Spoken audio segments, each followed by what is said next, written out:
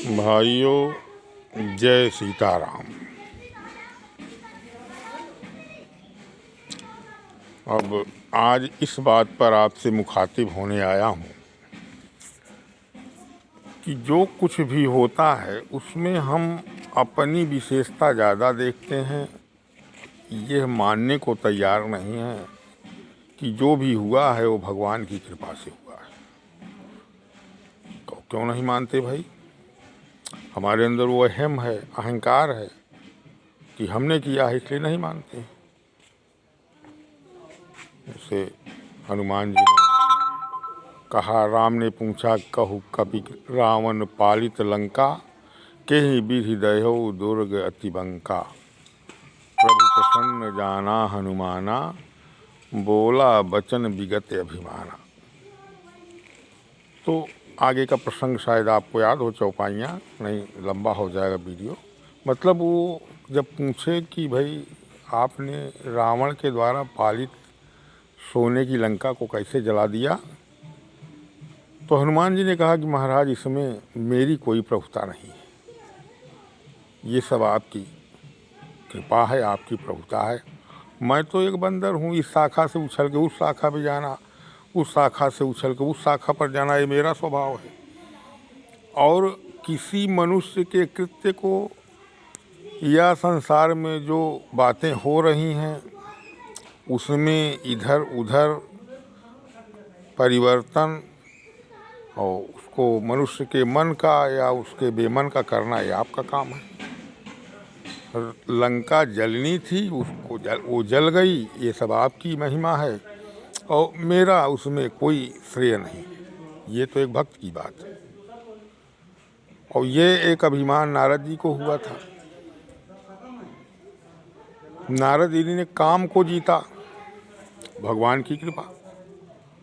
वो स्वामी जी लिखते हैं, सुमिरत हरि ही श्राप गति भागी, और लग्यो विमल मन अचल समाधि।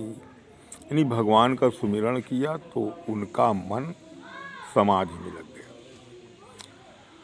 और वो समाधि को तोड़ने जब कामदेव आए तो समाधि नहीं टूटी, उल्टे कामदेव को ही पराभव का मुख देखना पड़ा, क्योंकि सब भगवान की कृपा थी।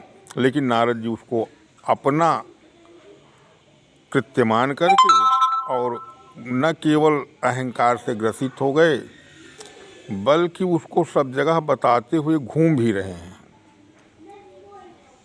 शंकर जी से बताया, शंकर जी भगवत भक्त हैं, नारद जी को देखकर बड़े प्रसन्न हुए कि आए हैं तो कुछ चर्चा होगी।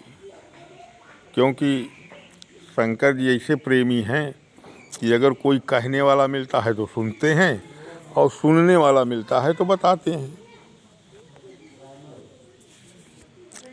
क्योंकि आप बालकांड के प्रसंग में देखें तो राम कथा मुनिवर बखानी, सुनी महेश परम सुख मानी।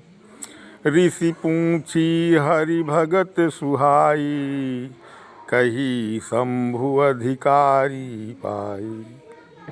मतलब अगस्त्य ऋषि के पास त्रेता युग में भगवान गए थे। अगस्त्य मुनि ने उनको भगवत कथा सुनाई, राम कथा सुनाई। और राम कथा वो सुना चुके तो उन्होंने कहा कि मुझे भी कुछ हरि भगत बताइए। तो शंभु ने उनको हरि भगत बताई।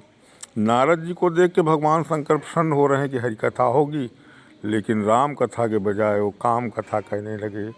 मार चरित शंकर ही सुनाए, अति प्रिय जानी महेश सिखाए। जब ये मार चरित कहने लगे, उल्टा कहने लगे, तो शंकर जी ने को समझाया कि ये मुनिदेव, जो ये आप मुझे बता रहे हैं अब इसको कहीं मत बताना, क्योंकि बताने लायक बात ही नहीं है।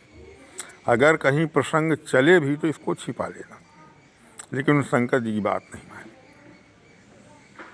तो शंकर जी की बात नहीं मानी, एक दिन पहुंच गए विष्णु जी के पास, वहाँ भी चरित्र बताया। तो वहाँ पर जाकर के कितना इनका पतन हुआ ये सब आप जानते ही होंगे। ये एक राजकुमारी के प्रेम में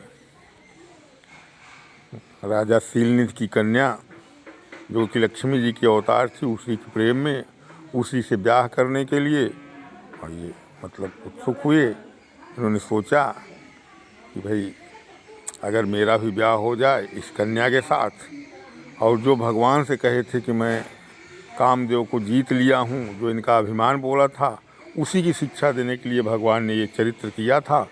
अब चूँकि वीडियो बड़ा हो रहा है और इसीलिए यहीं पर समाप्त करता हूँ।